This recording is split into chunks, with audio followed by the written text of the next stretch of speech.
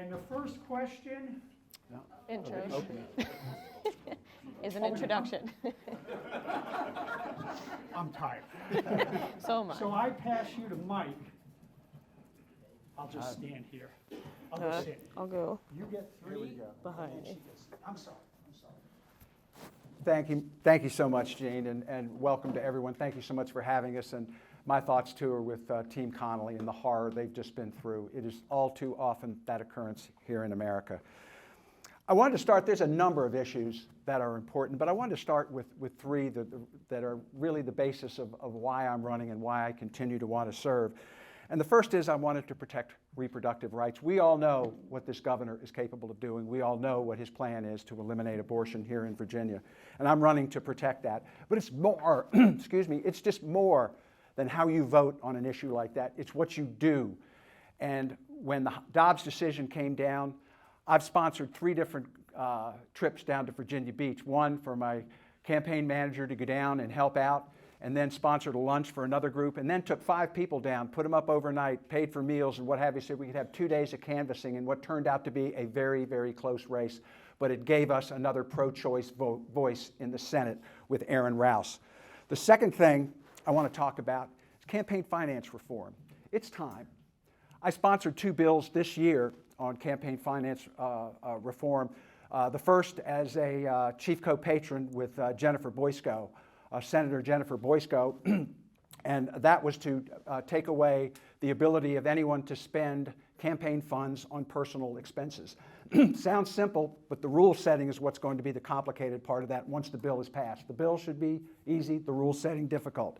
Same thing with a cap on campaign finances in terms of the contributions. And I was a co-patron of Senator Peterson's $20,000 cap on any campaign contributions. I think that's a good start. I think we can probably go farther than that. The next thing is I wanted to talk about was the whole issue of the environment. Our environment is so important to us. I'm so pleased to have been the climate champion for the League of Conservation Voters, to have 100% A+ ratings from the Sierra Club and the Climate Cabinet. And we have got to make the Virginia Clean Economy Act work. That is I was the chief co-sponsor of that bill with Jennifer McClellan, who's now in Congress. And what that does is get us to a carbon neutral situation in Virginia in 2045. I need to get that done. We need to get that done. We're working with all the companies who are involved in solar installation, with Dominion, with the environmental groups, and I've always stood with the environmental groups when it comes time to making energy decisions. The last thing is, I introduced a bill this year to make it unlawful to leave a gun in an unlocked car, and Republicans killed it. We got it through the Senate, and Republicans killed it. 714 guns stolen in Richmond just last year, and that's just the tip of the iceberg. Thank you.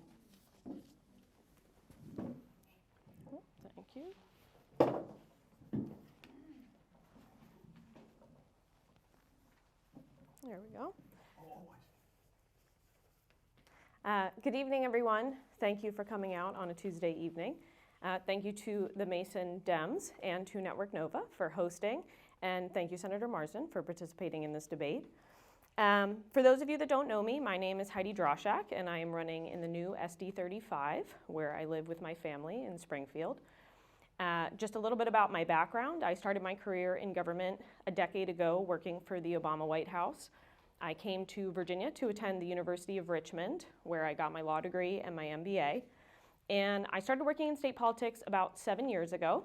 I began and then ran a nonprofit that advocated for education, environmental, and healthcare issues. I am now a small business owner with my husband. And in my free time, I advocate for campaign finance reform here in the Commonwealth. And I spend my free time doing that because time and time again in my work, I have seen how corporate interests have been prioritized over those of hardworking families here in Virginia. And to that end, here in Virginia, we still do not have any guaranteed paid sick days. We do not have paid family medical leave. We still have a $12 minimum per hour minimum wage. and we have not codified the rights of Roe v. Wade in our Constitution. I would love to say we can blame that all on Republicans, but I have worked in state politics long enough to be here when we had the trifecta, and we left a lot of those issues still on the table.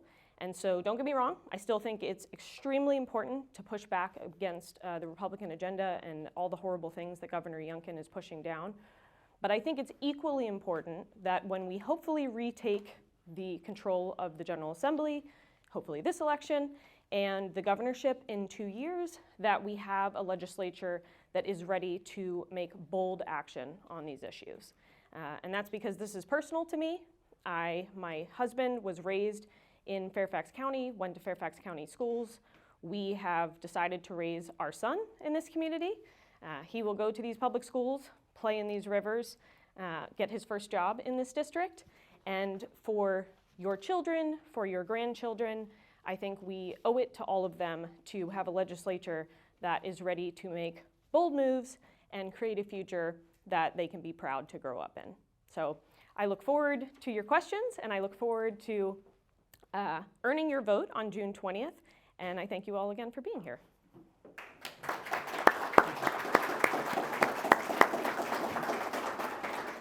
All right, I want to introduce Colleen Crana. She is a junior at the Field School, and her family lives near Lake Barcroft. So you get the first question. You want to come up here?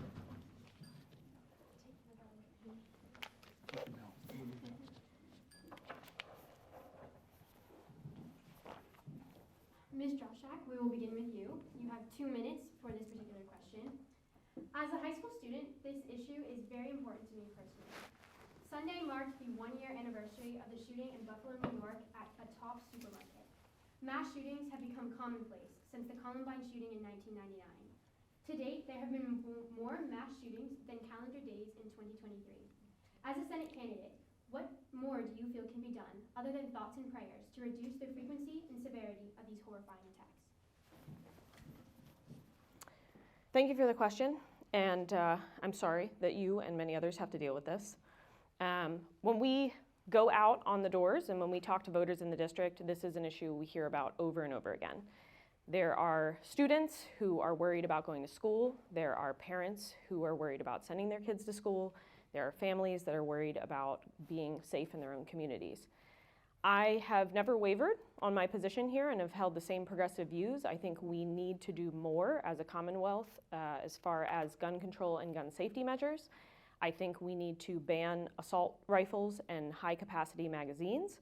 I think we need safe storage laws that guarantee that those who shouldn't have access to firearms, like domestic abusers, don't get access to them. I think we need to enforce our red flag laws. Enforce our red flag laws so that dangerous individuals like domestic abusers don't have access to them, as well as safe storage laws so that minors don't have access to guns. We also need to ban 3D printed guns and ghost guns, and we need to make sure that we take guns out of public spaces, because no one should go to a restaurant or a bar or a place of worship or a school and have to worry about these extremely dangerous weapons. So I think there is a lot more we can do. Of course, we are in a tough situation with a Republican governor, and some people will say that this is an uphill battle, but I think it is something that is absolutely vital to our community, and so as legislators, it needs to be a priority, and it needs to be something that we try to make progress on, because I think we owe it, like I said, to our students and to the families of the Commonwealth. Do I pass it off? Yeah. Okay. Thank you. I first got involved in gun safety laws back when Tim Kaine was governor and introduced one of the first background check bills. Do you know that we have 70 jurisdictions in the Commonwealth of Virginia who have determined that they're not going to enforce the gun laws that we've passed? Prosecutors, county boards of supervisors, that's got to change. I've introduced bills regarding magazine sizes. I've introduced bills like this year with guns stolen from cars. This is what's arming the young people in Virginia and why we're seeing a spike in violence. They're using it not only to sell these weapons, but to arm themselves in their community. Lynchburg, 1,345 guns stolen from cars in the last 3 years, and that's just the ones that are reported. We are in a serious situation here. It is changing the way we live. It is changing the way we think. I have 3 daughters-in-law and 6 grandchildren, and they've told me about how it is when their children leave the home in the morning and the fear and the worry that they have that something bad could happen. This is something we can't wait for the trifecta of Democratic control. We have to keep banging at the door. And I'll tell you one little bit of progress this year. When I introduced the Guns Stolen from Cars bill in front of the House subcommittee, usually when you introduce a gun bill, they stare at you and in a defiant and resistant way. But this time, they all had their heads down. None of them would look at me. They know. They know, and we have to keep banging on this door, regardless of who's governor, regardless of who's in charge of the House, regardless of who's in charge in the Senate. But this election is critical this year. We have to take control back.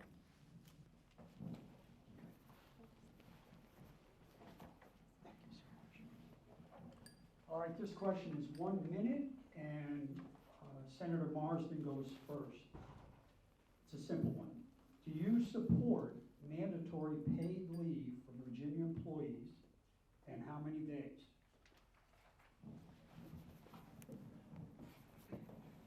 And this is for Virginia state employees? Yeah, Virginia employees, yes. Virginia employees, yes. Well, I think they certainly do get sick and annual leave at this point in time, but I think everybody ought to get at least 5 days of sick leave, 5 days of annual leave. I think a lot of companies have switched now to not differentiating between sick and vacation leave. They're just leaving it to the employee's discretion. It is critical that everybody deserves that. I know it's been such a terrible issue for home health care providers. The SEIU folks, the union, that those folks, if they get sick, they just lose a day's pay. That's not right.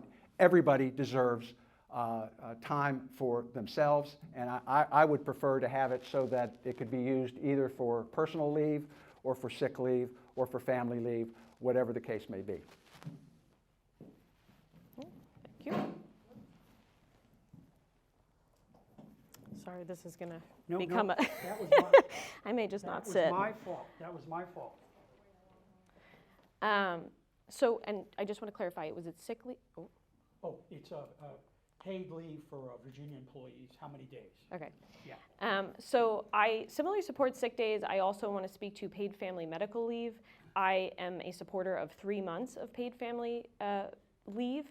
This is especially personal to me. I had a son 3 weeks ago, and I have heard story after story of women who were forced to go back to work a week, 2 weeks, even a month after having a baby.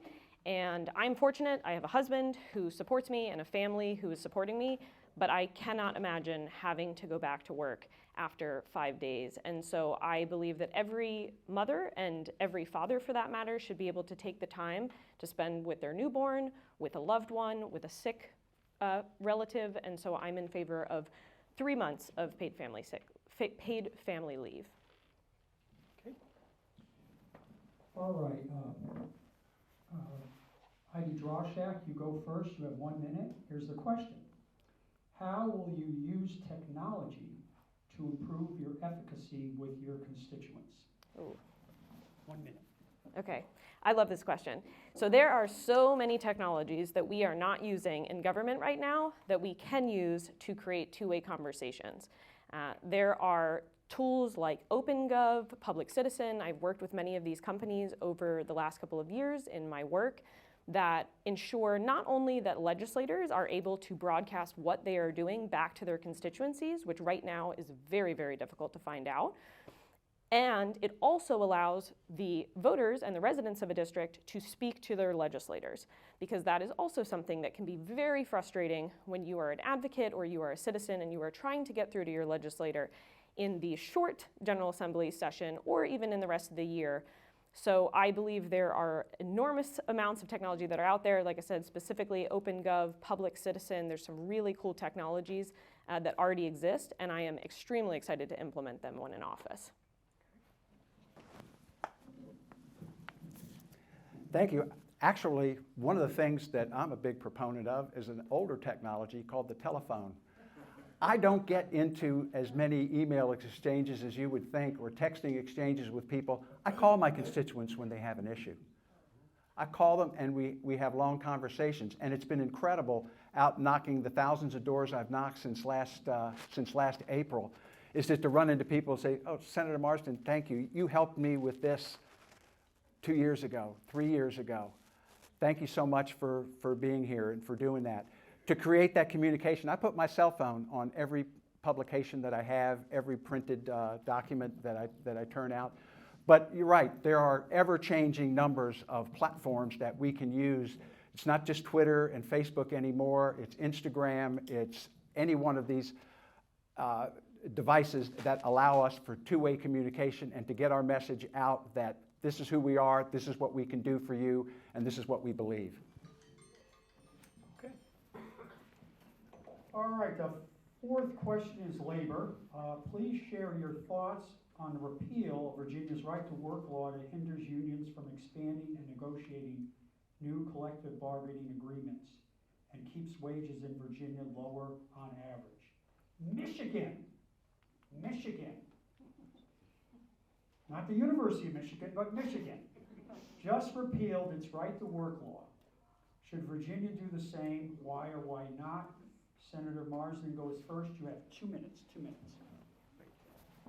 Thank you very much. We have made tremendous progress with labor. I think we were one of the last in the country, and now as a place to work, we're somewhere right in the middle. And we've also managed to keep our best place to do business ranking. Right to work is something I believe that we need to repeal, but we need to do it intelligently. We need to do it in the right way.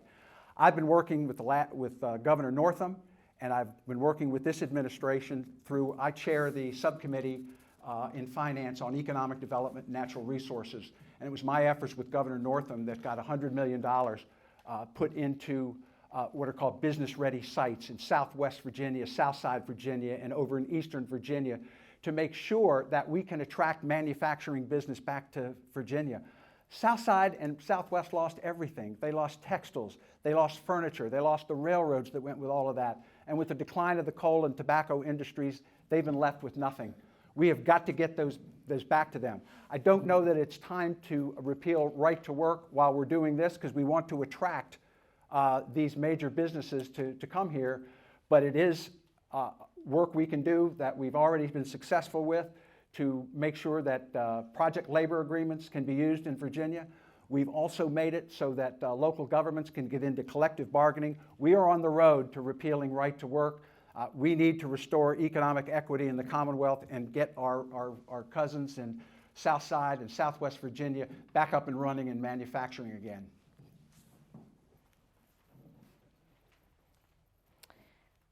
So I unequivocally support repealing right to work, and I support doing it immediately. In the United States, about 6% of our workforce is unionized.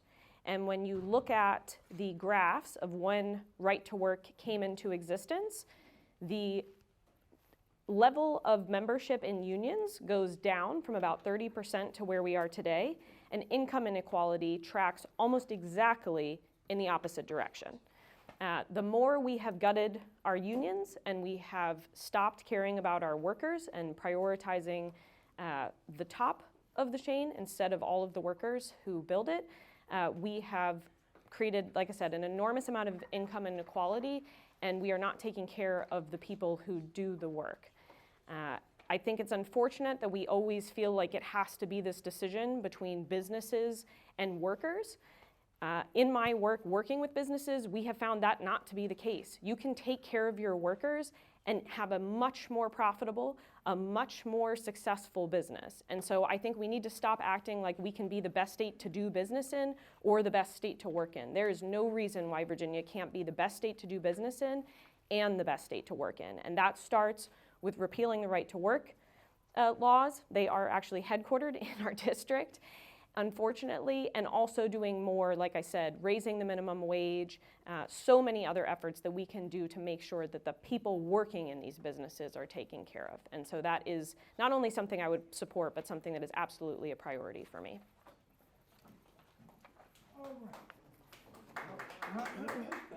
No clapping. Chris Falcon, the clerk of the court is very dear to my heart. I don't care what jurisdiction. If you're a lawyer, you got to know the clerk of the court. And Chris Falcon just walked in. Where is he? Round of applause. All right, and I failed to mention something very important. You're probably thinking, where do these questions come from? Well, they come from several sources, at least. One, Network Nova. We're Stair Calhoun. Okay? By the way, I'm going to leave that question. But Network Nova. Second, our forum audience. We have the 3x5 cards. Third, the public who submitted questions over social media via Google. The baby can cry. Sorry. We're very friendly. And then Colleen Cranoff from the Mason Young Dems, she got questions from the social media. So we tried to put a method to our madness. Okay, this next question is, Ms. Droshak goes first. It is 1 minute. And how will you work to ensure that corporate interests are not prioritized over those of your constituents? So to put it simply, I will not be taking any corporate money in the campaign. I'm the only candidate in this race not taking any corporate contributions. I think it starts on the campaign trail. If we take money from corporations, it is absolutely understood that when you get into office, that is a relationship that has already begun. I think it's important that we prioritize the citizens of our district during the campaign, and that flows through to being a legislator. So I, again, am not taking any corporate contributions. I do recognize that corporations need to be part of the conversation, but they need to be part of the conversation in the same way that you or I would be part of the conversation if we showed up to Richmond during the General Assembly. And so that is my stance and how I plan to prioritize the residents and the voters and the people of my district over corporate interests. I've never let corporate contributions influence the way I make decisions down in the General Assembly. Generally speaking, you always have people on both sides of an issue. Some of them contributed to you last year, some may have contributed to you this year.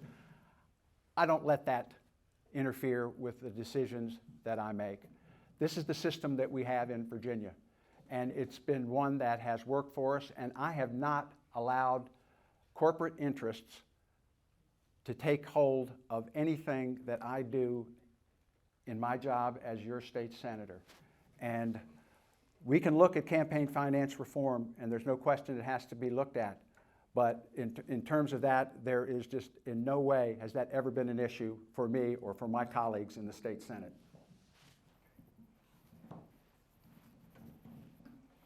Okay, this is a question from the Goochland Dems Committee. Tina Winkler, she's the chair of the Democratic Chairs in Virginia, and her committee issued a question on the Dillon Rule. And we could go from 8:30 to 9:30 and have Senator Saslaw give us a lecture on the Dillon Rule. So here's the question. It is 1 minute. Senator Marston goes first. What will you do in the coming session to remove the Dillon Rule? I know this takes a constitutional amendment. You have 1 minute. We're going to have 15, 16, perhaps 17 new senators this year. It's a whole new ball game down in Richmond. And we need to pull together as a group. I don't want to run off and try to look like I'm a hero for doing one thing or another. We need to move together as a team. This is a team sport, and our caucus is a team. Dick Saslaw has built this caucus over the past 25 years, and it's been an effective one. And the issue of making a decision on the Dillon Rule is one that we move together as a group on, and we'll come to that decision. There's some benefits to the Dillon Rule in terms of being able to have consistency across the state in terms of our laws, but at the same time it interferes with local governments and their ability to meet the unique needs of their constituents. It's a discussion we need to have with this brand new Senate, and that is what we're going to have. And I'm running again because I want to be a bridge between the new Senate and the old Senate, and to take us forward. We finally used the bell. So I agree with Senator Marsden that we are looking at a potentially very new Senate in the next General Assembly. I am looking forward to being part of a cohort of new senators that are more progressive, that are largely or much more female, identifying as female more so than our current General Assembly, which is made up of only 26% female candidates. We are looking at a more, like I said, more diverse, more progressive, more female General Assembly. And so I do think it will be a very interesting, there will be many new conversations that have to happen. And I too look forward to doing that with a group of new colleagues. And again, prioritizing the relationship between local governments and the state government. I've prioritized that during the campaign, making sure that I speak to local candidates in my district because I think it's important that we work together. And so this is an issue that we would discuss both with our local candidates and our colleagues. Let's see, I'm just putting out time. I was told by the great Holly Hazard to ask the people standing in the back to come up front, but you know what? You're the smartest folks in the room. It's hot as hell up here. Okay? All right, campaign finance. This is a 2-minute question. It should be a 20-minute question. Virginia is ranked 43rd in campaign finance laws that prevent corruption. Would you vote for legislation that limits all campaign donations, improves disclosure, and restricts the personal use of campaign funds? Why or why not? And a sub-question is, what are your top 3 campaign finance reform issues? Fantastic. So not only would I support this legislation, I have spent the majority of my career in Virginia fighting for these specific issues. We not only are 43rd in the Swamp Index, ranked against all the other states, we are one of only 5 states in the country that currently allows unlimited campaign contributions from anyone. That means we have some of the most expensive elections in the country, and it also means that we have millions of corporate dollars that flow into our state legislature every year. We are also one of only 2 states in the country that does not have a personal use ban. That means that you can raise as much money as you want from anyone, and then you can spend it on anything you want. So you could raise $1 million and go buy a boat, and there's nothing in Virginia that's illegal about that. And for 10 years, I've watched this legislation get introduced, and I have watched it die over and over and over again, despite public outcries. And we are always told that it is difficult to implement, but there are 48 other states and the federal government that already do this. So these are not difficult issues to implement. Similarly for campaign, so that is a first priority, campaign contribution limitations. Again, almost every other state in the country does it. The federal government does it. Very easy way to start is to just implement the federal limits in the state. We can start there. I think we should go further, but we can start there. And we need more disclosure. In the state of Virginia, it is very difficult to see where money comes from. We're seeing this right now. Our governor has raised hundreds of thousands of dollars from dark money organizations that we cannot trace back to anything. And there is nothing we can do as citizens and advocates to get answers to those questions. And so not only do I believe we need to limit the amount of money coming into contributions, but we also need to know where it's coming from. You missed the bell. I'm getting better. Well, thank you. 2 minutes, or 1 minute, sorry. No, 2 minutes. That's why I introduced bills this year, as I've already said, on making it illegal to use campaign contributions on personal expenses. And I also voted and co-patroned and voted for a bill to limit campaign contributions. I think if we limit campaign contributions, we have to limit them to everybody equally. What concerns me is that we're going to have to do some serious work to make sure that not only that only the rich can run because they have the money and they won't be restricted, in terms of how much money they can spend on their race. I want everybody to be able to run. I want everybody to be able to have this experience. I like public financing of campaigns, and I'd love to see us create an option for people to take public funding and be able to run their campaigns without the help of corporate or personal or any other kinds of contributions. That is something that I think we should look at. That's something I think we can get through. You know, Richmond works pretty well when Democrats are in charge. It doesn't work so well when Republicans are in charge. We got so much done in the 2 years that Eileen Fillercorn was Speaker.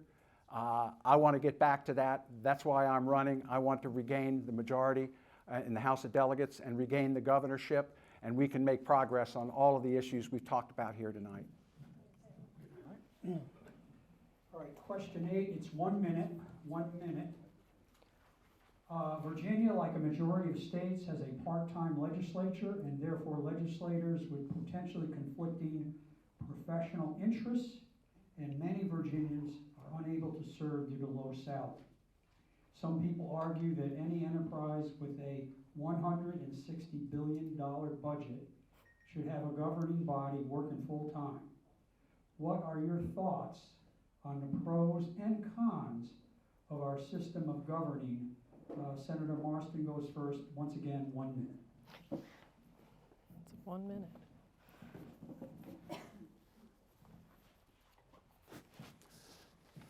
The system that we have in place in terms of, we put in 1988 is when we put the salary at, I think, about $18,000.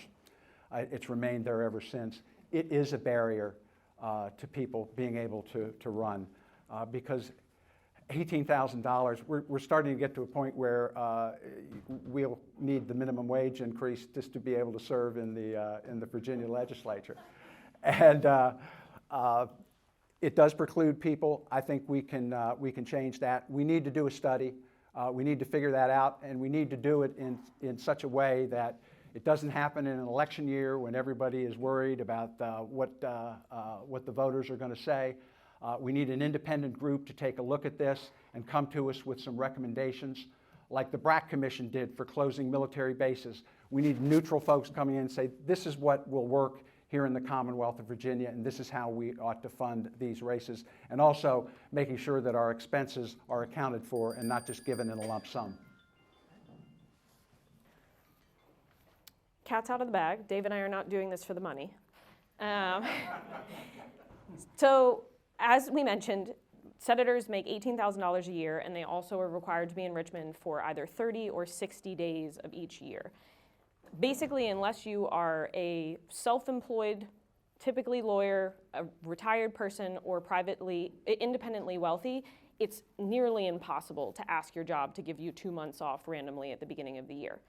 For that reason, I'm a big supporter of General Assembly reform. There are a lot of creative ways to do this. We don't necessarily have to decide between a 30-day legislature or a full-time legislature. We can also have creative solutions where we come in for a month, go home, meet with advocates and our constituents, come back for a month, go back. I actually think it would make the legislating process a lot more effective and would bring in a lot more advocates into the system.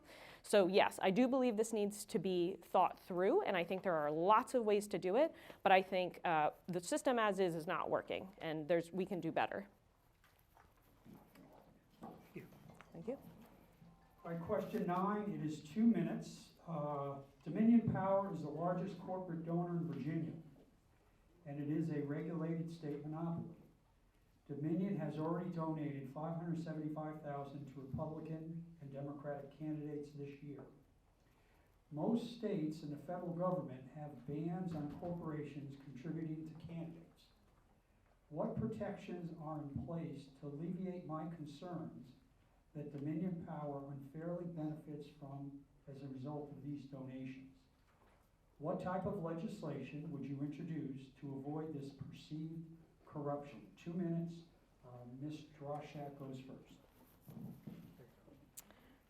I am not going to alleviate your concerns. I have a major issue with our state-regulated utility giving unlimited campaign contributions to our legislators because I do believe it creates a conflict of interest.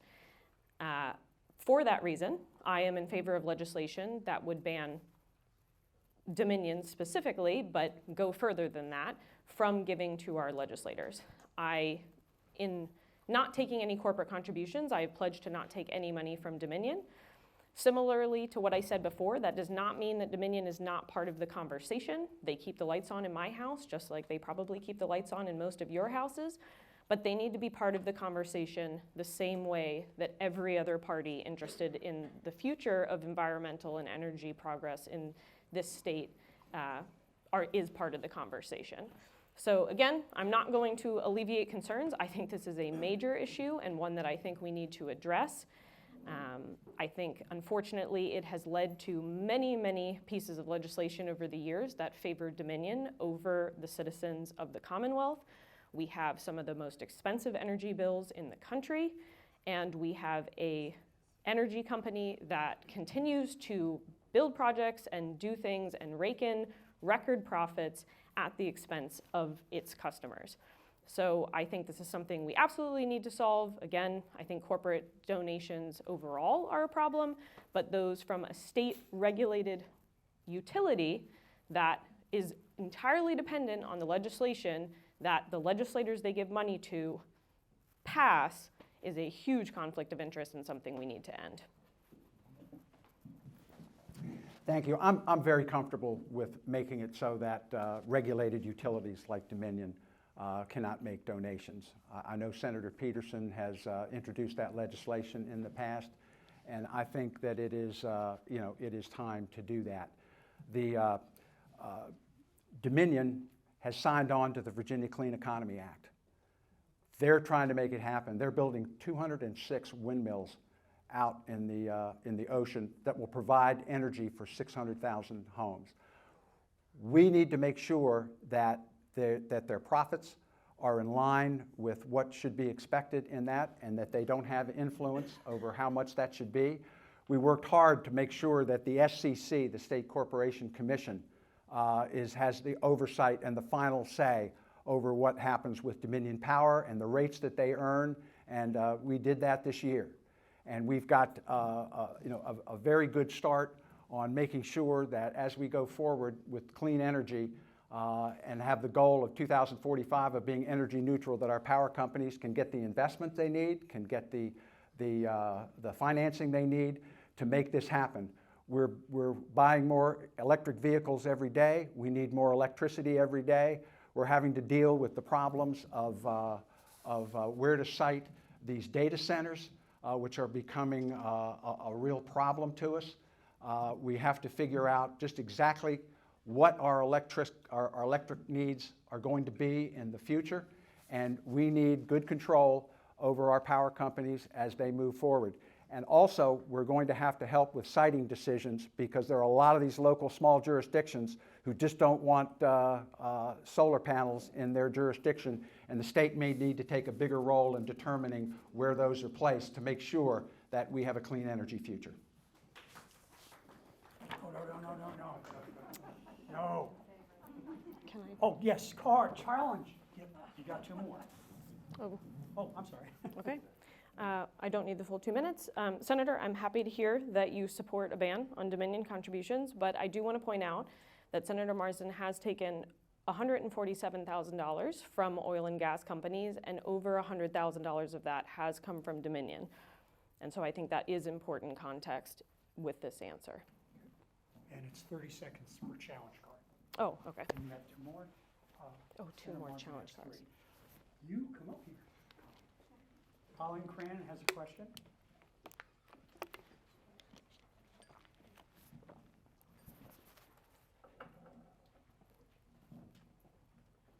Governor Youngkin has signaled that he wants a 12-week abortion ban in Virginia if they win back control of the Virginia Senate.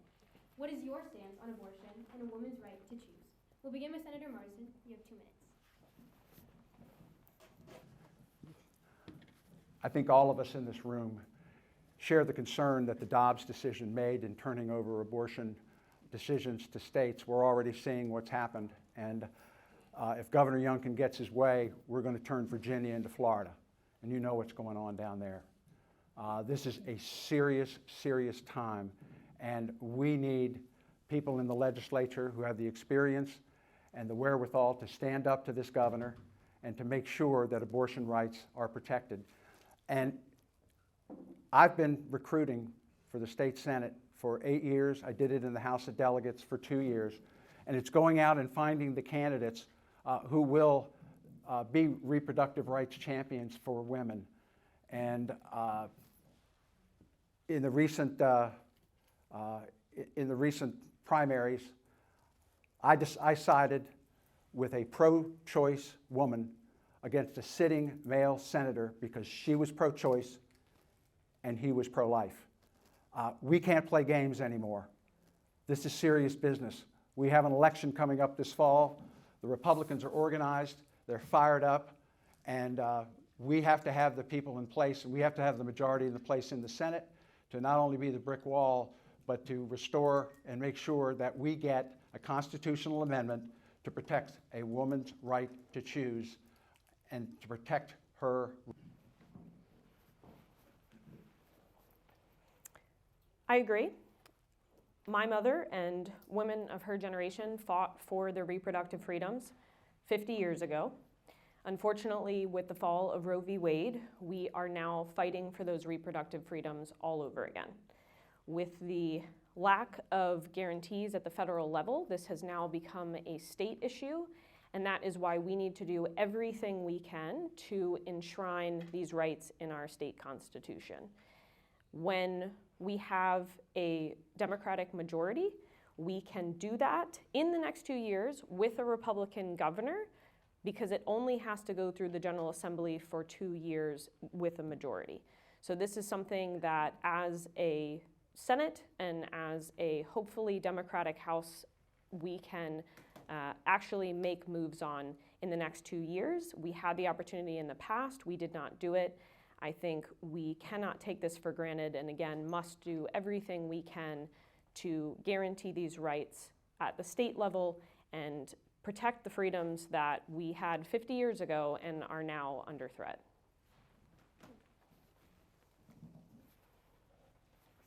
Yep, pass that back to you.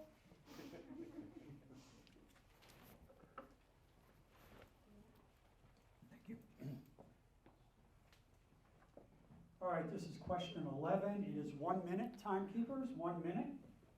And Ms. Droshak, you go first.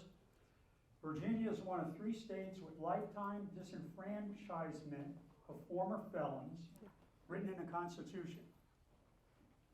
Very sad. In 2016, Governor Terry McAuliffe instituted automatic restoration of rights upon release from prison. That's a big deal. Governor Northam continued the same practice, and more than 200,000 returning citizens had their rights restored. Virginia Governor Glenn Youngkin has ended the decade-long practice and is creating his own version of who could and should be allowed to vote. What is your position on the process for allowing felons to vote? 1 minute, Ms. Droshak. So Republicans have unfortunately decided that if they can't fairly win elections, they will simply rig the elections or keep people from voting. And that is what we have recently seen with the governor's actions to disenfranchise people who have every right to vote. I think this is extremely unfortunate. I think we as a party need to do everything we can to stand up and get back this right. These people have served their time. They have served their sentences, and it is not appropriate for us to be keeping the right to vote and to participate in our democracy from them, or even make it especially difficult as we currently are under this governor's new policy. So I would like to see this action reversed, and I think we need to do everything we can to get as many people as possible involved in the process rather than shutting people out.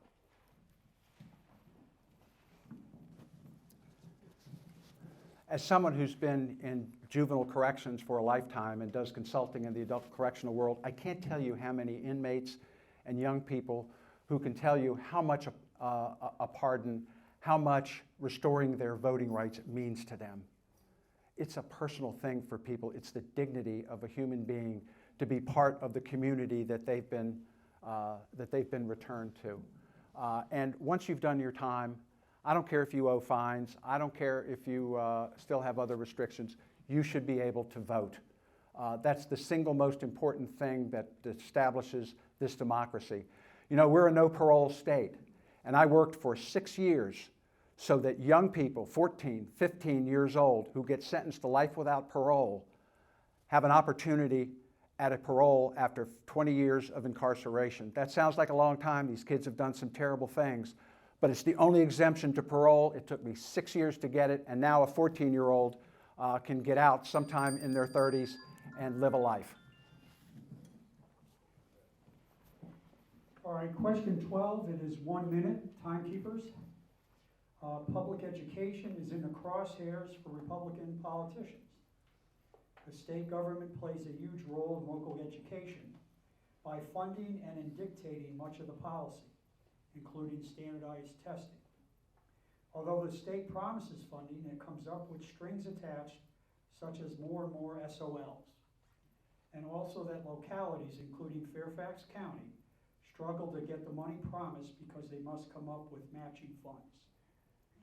For example, the recent raise for teachers the legislature passed didn't translate into retention bonuses for Fairfax teachers because the local government couldn't come up with the matching funds.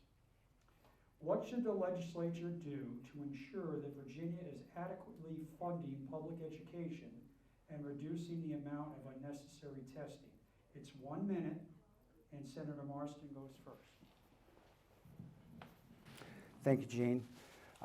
School funding, it's a very, very serious problem. We fell so far behind after the 2008 recession. I think we're still $1,000 behind the national average. We can't depend on localities in some of these jurisdictions to be able to make up the difference. In other words, to come up with half of the raise that we authorize at the state level. The state has got to step up with a new way of looking at school funding so that these inequities aren't passed on. Here in Mason District, you know, Fairfax County gets a certain amount of money for education, but does the money get to the centers and the pockets of poverty and difficulty that we have here in Mason District, that we have in Franconia, that we have in the Mount Vernon District? We need to take an entirely new look at the way we fund our schools, what the state's responsibility is, what the locality's responsibility is, and where we get money to the kids who need it.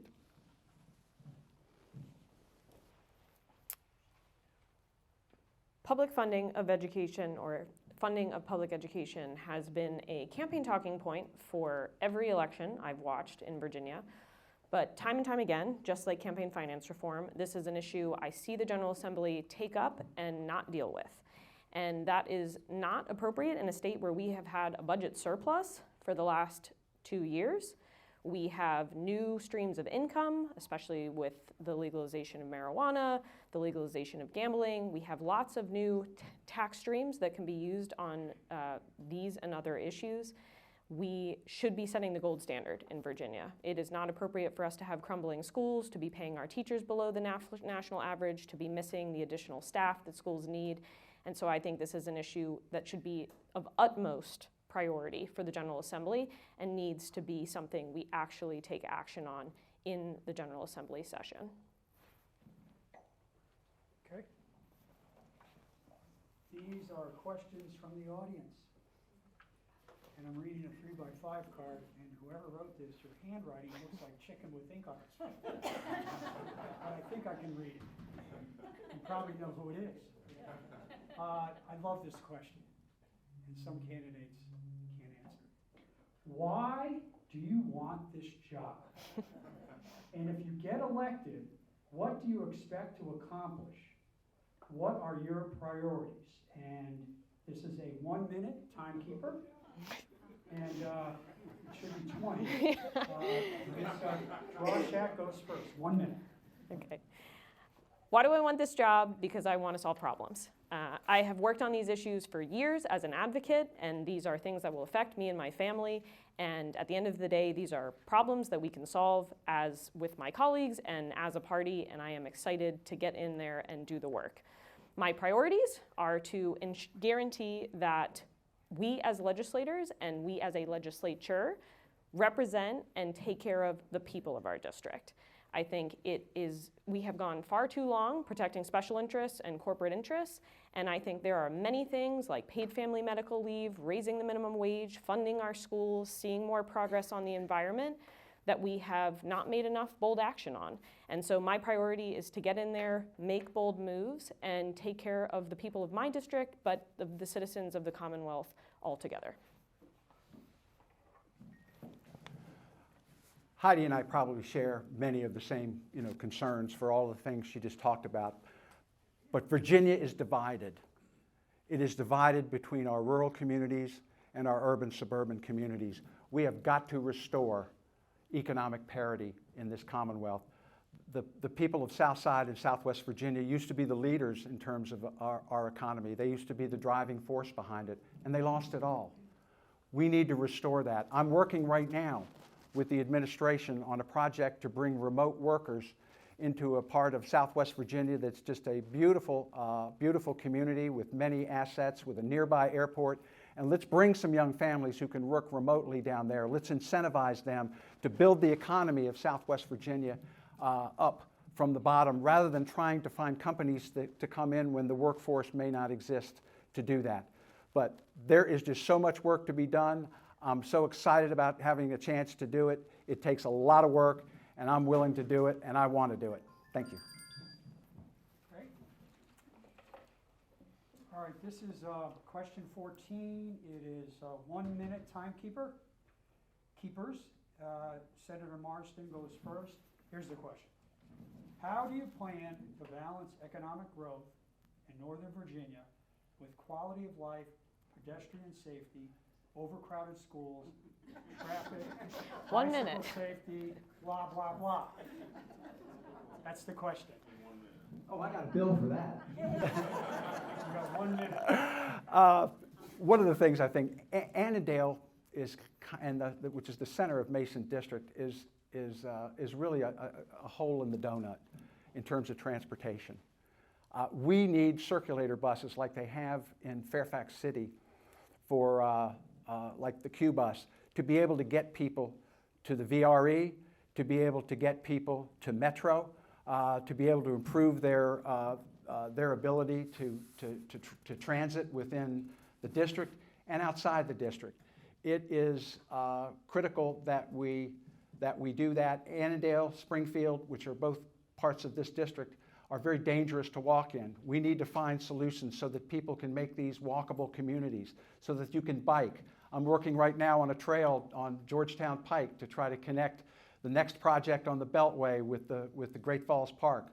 There's just so much work to be done to improve the life of people here in Northern Virginia, and I'm anxious to get started. Every year I'm anxious to get started. I agree with Senator Marsden that there are so many creative ways we can go about this. And so I think when, again, we ask this question of how do we balance the economic interests with all these wonderful things like having a more multimodal community that is friendly to pedestrians and bicyclists and buses, it doesn't have to be an either or. We see this with transportation, where we can come up with really creative solutions that we're already starting to see in the district. We see this with housing. Again, there are wonderful ways to build multifamily homes and change zoning and do creative things that will bring more income into the district and solve a lot of the problems. And so I think I've already spoken to a lot of the local candidates, a lot of the supervisor candidates, and the like have a lot of really exciting ideas on how to address these issues. And I think we just need people who are invested in the community and ready to be really creative with solutions, because I don't think we need to sacrifice one or the other. We just need to build a more vibrant community. Okay, question 15 is a little bit of an overlap, but I kind of like it. This is a 1 minute question, timekeepers. Mrs. Drawshack goes first. Here it is. Some argue that paid family leave and a higher minimum wage could hurt local businesses. do you support increases in both leave and wages? If so, how would you respond to the idea that these issues are anti-business and anti-growth? You go first, 1 minute. Thank you. So as I've answered before, I don't think it's either or. My husband and I run a small business that consults with other businesses to help them with their productivity. And what we have found time and time again is that you do not have to sacrifice these things to see more profits and to see more productivity. The companies that take care of their workers actually see increases in these profits and productivity. And you have a much happier, healthier workforce, which as a community and as a society means we actually pay less on the back end. So again, I absolutely support a minimum wage increase because nobody should have to live on $24,000 a year. That's a little more than what we'd be making in 30 days at the General Assembly, but that's for an entire year. And I do support paid family medical leave and similar activities that take care of their workers, not because I think it's anti-business, but because I think it builds stronger, more sustainable businesses with healthier and happier workers. For 3 years, I was the voice of the minimum wage increase in the Virginia State Senate. Every year I introduced the bill. Every year we'd get it out of the Senate when the Senate was Democratic, and then lose it in the House. And every year the Republicans were in the Senate, it didn't get out of the Senate. But we're now on the path to $15, and then what we need to do is index it for inflation to make sure that we keep up with it. You can never, ever, ever go wrong with improving people's lives, with the ability to have paid family leave, to have sick leave, to have annual leave.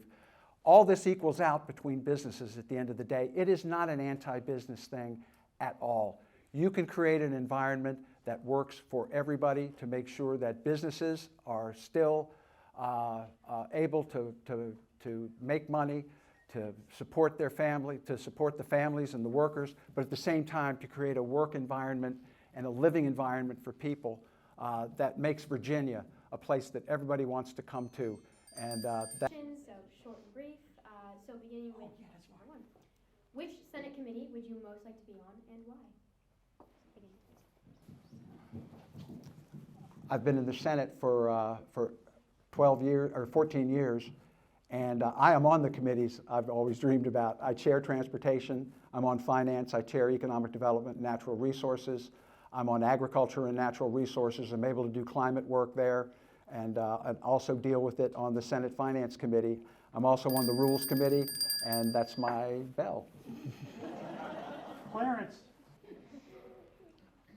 I would love to be part of the subcommittee that oversees campaign finance reform. I would also like to be on the Energy Committee so that we can make more progress on the environment and energy policy here in Virginia. Do you support LGBTQ+ rights? Absolutely.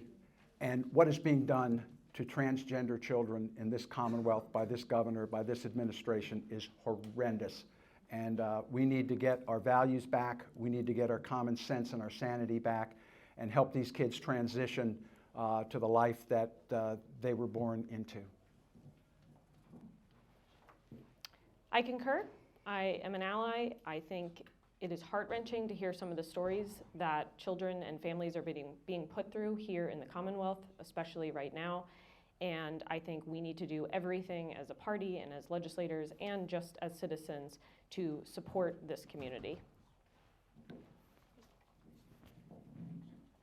Are you or have you ever been a registered lobbyist for any particular industry or special interest group?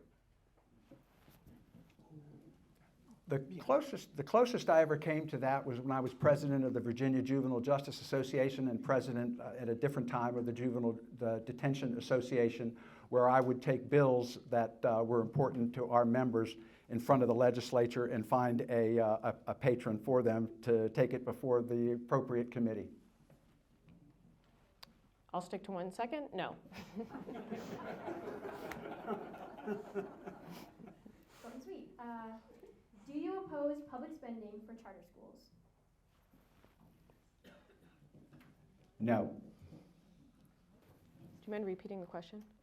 Do you oppose public spending for charter schools? Did you oppose or I you was gonna accept it? say- I was going to say, no public funding for charter schools at all. Yes, I agree with the senator. I oppose the public funding for charter schools. Just want to make sure that you heard that one right. These 4 questions, we have one last question from the audience. And then I'll add mine. And then, yes, we'll have them. So these 4 questions we just asked were selected by the forum committee. This last rapid fire question that I will be asking was asked by the audience. Do you support changing Virginia Department of Transportation maintenance allocation to be by lane miles traveled?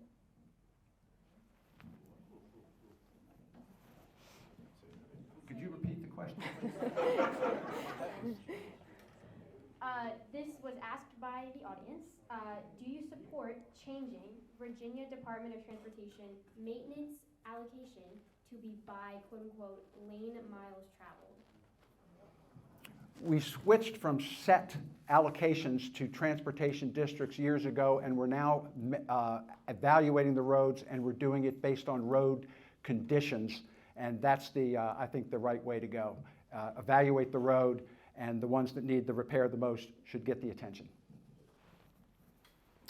I'll be honest, this is an issue I would definitely like to educate myself on more, and would have an answer once I do a little more research. All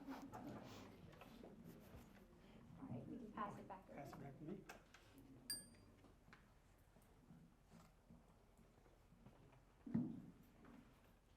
All right, this is for a special person, Stair Calhoun. Who is going to Network Nova's Women's Summit on July 22nd? Already got my ticket. I think that's an easy answer. Oh, it's a question. Oh, okay.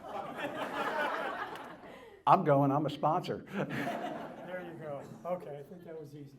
This is me, all right? I love books. What book or books have you read in the last 3 years that really made an impression on you? Last 3 years. Could be anything. Historical, fiction, whatever. Heidi, you go first. Okay. And this is 10 seconds? I'll give you 30. Okay. So I'm currently reading a book called The Bill of Obligations. It is a very interesting book that basically says that we have the Bill of Rights, but as citizens, we also need to have a Bill of Obligations. And of course, it is a metaphorical bill, not an actual written document, but speaks to the idea that as citizens and as Americans, our democracy is strongest when we not only have rights, but when we also take responsibility for our role as citizens. And so I found it very intriguing, very interesting, and I appreciate all of you because you are obviously taking that very seriously. A book I've almost finished, Homo Deus. It deals with the challenges that we face with artificial intelligence, with technology replacing workers, with the efficiencies that are going to be created, and how we are going to deal with creating lives for people when work becomes so efficient, then there may not be jobs enough for people. It's a serious problem. We're already seeing AI create some real disturbances in our society and some real confusion. I can't resist. I'm reading a book, it's about 90 pages. It's short, but it's profound. It's by Oscar Wilde, who went to prison because he was gay. It's called De Profundis, and I encourage you to read it. It was written about 1895. It's unbelievable. Unbelievable. Okay. The Washington Commanders want to find a new stadium. This is out in left field, mixing metaphors. Do you care? Do you need more time to research this issue? What efforts, if any, will you do to bring a stadium in Northern Virginia, if you think that's appropriate? That's my question. It's pretty much been proven that it's a bad idea. It just doesn't work. And of course, it's a local decision. It's a local zoning decision as to whether some locality wants to do it. But it's going to impact transportation, it's going to impact infrastructure, and it's going to bleed over into the state. So we need to take a pretty firm position on this. And I have met Mr. Snyder. He is not persuasive, and hopefully he's no longer here. But at this point in time, I think it belongs at RFK in the District of Columbia. It's the Washington Commanders, not the Virginia Commanders. That's the place for it. So I agree. I think this is a decision that has to be made at the local level. I believe as a legislator and as a representative, we have to represent the people of our district. And so I think it would be important through some of the technologies that I mentioned earlier to figure out what the people of the new 35th district think about this issue. I think that said, no taxpayer money should go to building the stadium. And I think wherever it ends up, needs to prioritize unionized workers, small businesses, supporting the community that it's in. But I think ultimately this is a decision that needs to be made at the local level by the people who will be affected by this stadium. I have great news. It's 8:20, and we're going to closings. So, 3 minutes for closing. Senator Marsden first, Heidi second. 3 minutes each, timers. Thank you so much, Network Nova, Mason Dems, for having this, Gene for hosting us here and being our moderator. My experience in this community and the depth of my involvement in this community started when I got out of college. I was on the court-appointed Special Advocates Board for abused children. I was on the Literacy Council Advisory Board. I was on the Enterprise School Board. When I took them, we bought a house and I organized volunteer labor and got donations of supplies and equipment to create a school for troubled young people. I've coached 4 different sports here in the Northern Virginia area, including the Annandale, North Springfield Little League. When I ran our juvenile detention center, I got 3 important things accomplished. I started an education program that won the National Association of Counties Award because we were the first program to get the kids' homework from their schools and bring it to the detention center. It took volunteers, parents, staff to do that, and we did it before there were computers. I started a young women's health clinic because I found out in some of the research that 70% of these young women had an issue that would affect their reproductive health. I had 2 ectopic pregnancies within a 6-week period of time.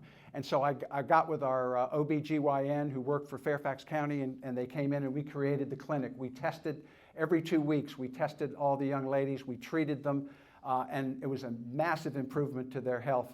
I also started within our detention home here the first juvenile detention home, locally operated, secure mental health and substance abuse treatment program in the state of Virginia. When I went to the Department of Juvenile Justice, I started using risk instruments, and the cumulative effect over time has meant that we no longer have 8 facilities with 1,500 kids. We have 1 facility left with 200 kids.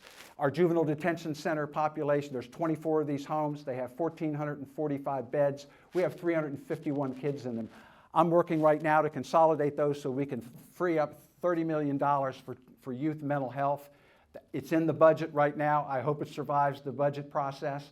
But these are the things I've been able to do because of the deep commitment I have to this community, the years of experience I have, and the desire it is to make Fairfax County continuing to be the greatest place to live, and that Virginia is all part of what makes America great. And we were the leaders when we were first established back in 1607, and I want us to be the leaders in every category again.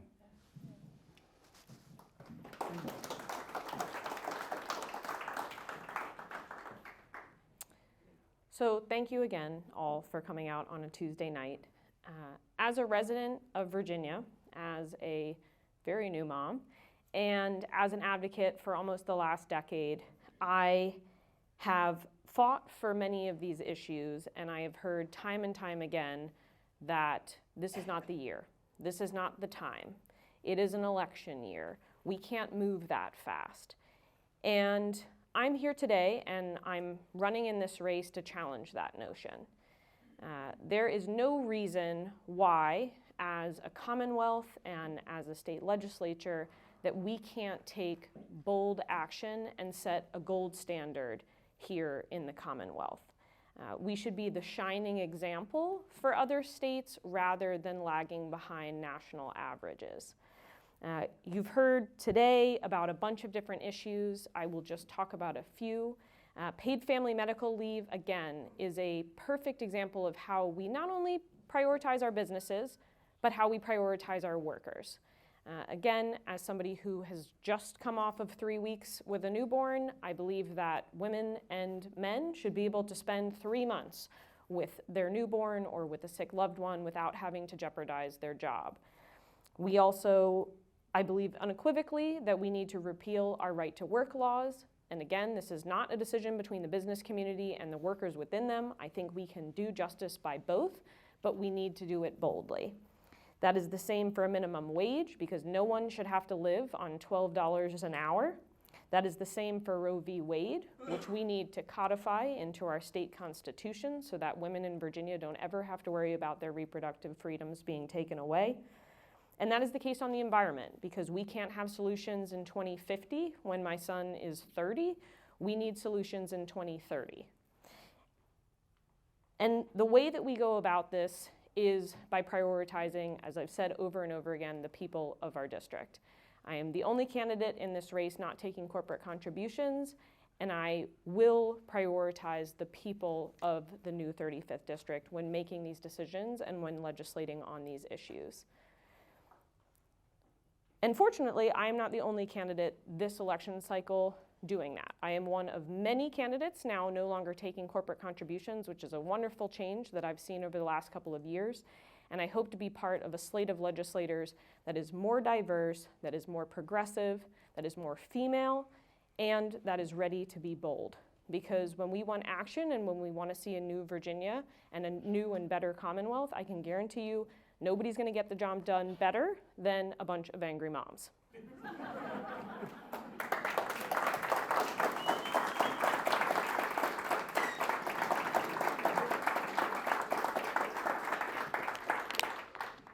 have honored me. This was a blast. We even brought in some It's a Wonderful Life memorabilia. Thank you so much. This was an incredible debate. I now turn it over to the great Holly Hazard.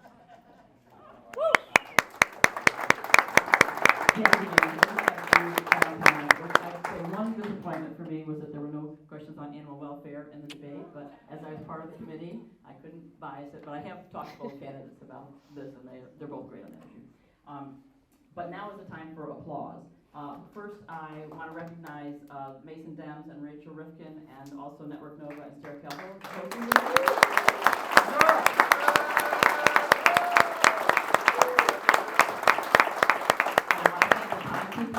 I did this for the event with the district supervisors last week, and it's a harder job than you think it is. It's just very nerve-wracking, and I do appreciate you both stepping up and helping us out. And then finally, I'd like to thank Lee Rossi and also Colleen Cran. Colleen is here tonight because we are committed to lifting up the young Democrats in our community and in giving them leadership positions so that they can go on, because they are going to be the ones to carry the torch of democracy forward, and we need to encourage all of them. And also, I would like to recognize Eddie, you need to look at me now because I'm talking about you, the Condes, because they brought their kids to the debate, and I thought the kids have been really great, and sitting, I'm sure they didn't get it all, but they got a lot of it, and I think it's wonderful that folks are bringing their children after this. So thank you so much. Thank you all for coming out on this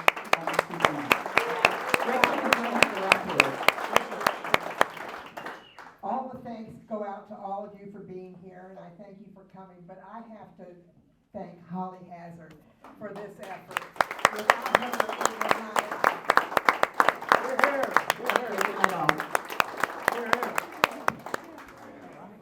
Good job. Thanks, Senator. You too.